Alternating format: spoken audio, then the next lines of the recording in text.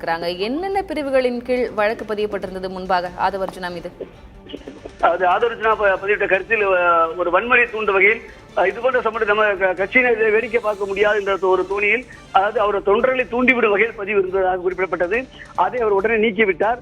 ஆனால் காவல்துறை தரப்பில் சட்ட ஒழுங்கை சீர்குலைக்கும் வகையில் பதிவு வெளியிட்டதாகவும், அதே போன்று அவர் பொது அமைதிக்கு குந்தகம் ஏற்படுத்தும் வகையில் இது போன்ற செயலில் ஈடுபட்டுள்ளார் என்றும் அவர் அந்த பிரிவில் வழக்கு பதிவு செய்துள்ளார்கள்.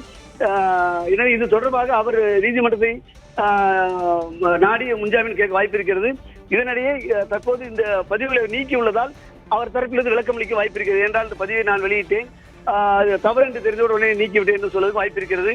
ஆனால் காவல்துறையை பொறுத்தவரை இது தொடர்பாக நடவடிக்கை எடுத்து வருவதாக தெரிவித்திருந்தார்கள். நீதிமன்றம் சட்டப்படி நடவடிக்கை எடுக்கலாம் என்று தெரிவித்துள்ளதால் நடவடிக்கை தீவிரப்படுத்தப்படும் என்று எதிர்பார்க்கப்படுகிறது. சுப்பையா, இந்த வழக்கு பொறுத்த வரைக்கும் இது முடித்து வைக்கப்பட்டிருக்கிறது. சிறப்பு புலனாய்வு குழு அமைக்கப்பட்டு ஆவணங்களை அவர்களிடம் சமர்ப்பிக்க வேண்டும் அப்படின்னு சொல்லப்பட்டிருக்கு. ஆதவர்ஜுனா மீது நடவடிக்கை எடுக்க வேண்டும் அப்படின்ற அந்த உத்தரவினையும் நீதிபதிகள் பிறப்பித்திருக்கிறார்கள். அந்த வகையில இப்ப யார் யாரெல்லாம் இதுக்குள்ள இணைக்கப்படுவதற்கான வாய்ப்பு இருக்கிறது? ஒரு புறம் வழக்கு முடித்து வைக்கப்பட்டிருக்கிறது, ஆனாலும் அதனுடைய தொடர் நடவடிக்கைகள் அப்படின்றது ரொம்ப முக்கியமா நம்ம கவனம் கொடுத்து பார்க்க வேண்டியதாக இருக்கிறது. நீதிபதிகள் சொல்லியிருக்கக்கூடிய முக்கியமான விஷயங்கள் என்ன? இந்த வழக்கை பொறுத்தவரை அதாவது கரூர் சம்பவத்தை அடிப்படையாக கொண்டு இந்த நிகழ்வு நடந்திருக்கிறது. இனிமேல் எதிர்வரும் காலங்களில் அரசியல் கட்சிகள் பேரணி, பொதுக்கூட்டம், ரோடு ஷோ போன்றவற்றை நடத்துவதற்கு முறையான விதிமுறை வகுக்க வேண்டும் என்ற நோக்கத்தில் தான் தொடரப்பட்டிருக்கிறது. நேரடியாக கரூர் சம்பவத்தை மீது நடவடிக்கை எடுக்க வேண்டும் என்று கூறி தொடரப்படவில்லை. அந்த வழக்குகள் சிபிஐ கேட்ட வழக்குகள் மொத்த வழக்கு மதுரை உயர்நீதிமன்றத்துக்கு சென்றுவிட்டதால் தற்போது உயர்நீதிமன்றத்தை பொறுத்தவரை இந்த வழக்கு மட்டும்தான் தற்போது இங்கு நிலுவையில் உள்ளது.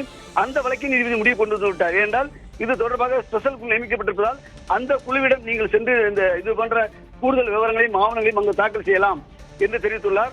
ஆதவர்ஜுனா தொடர்பான தகவலையும் தெரிவித்ததன் அடிப்படையில் அவர் மீது நடவடிக்கை எடுக்கலாம். ஏன் இது நீதிமன்ற உத்தரவு வர வேண்டுமா, என்ன ஏன் தயக்கம் காட்டுகிறீர்கள் என்று கேள்வி எழுப்பியுள்ளதால் அந்த நடவடிக்கை தனியாக இருக்கும்.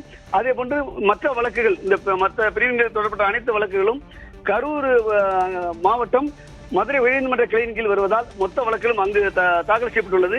எனவே இந்த வழக்கை எல்லாம் அங்கு சென்றுவிடும். உயர்நீதிமன்றத்தை பொறுத்தவரை இதே போன்று இந்த தினேஷ் தொடர்ந்த போன்று அரசியல் கட்சிகளுக்கு பொதுக்கூட்டம் நடத்துவதற்கும், அதாவது பாதிப்பு ஏற்பட்டால் இழப்பீடு வழங்க வேண்டும் என்று கூறி ஒரு வழக்கு தொடரப்பட்டுள்ளது. அந்த வழக்கானது பிரதான வழக்கு இருக்கிறது. அது வரும் 20ஆம் தேதி விசாரணைக்கு வருகிறது. எனவே அந்த வழக்கும் தற்போது இந்த வழக்கு முடித்து வைக்கப்பட்டுள்ளது. அது ஒரு வழக்கு மட்டும்தான் தற்போது நிலுவையில் இருக்கிறது.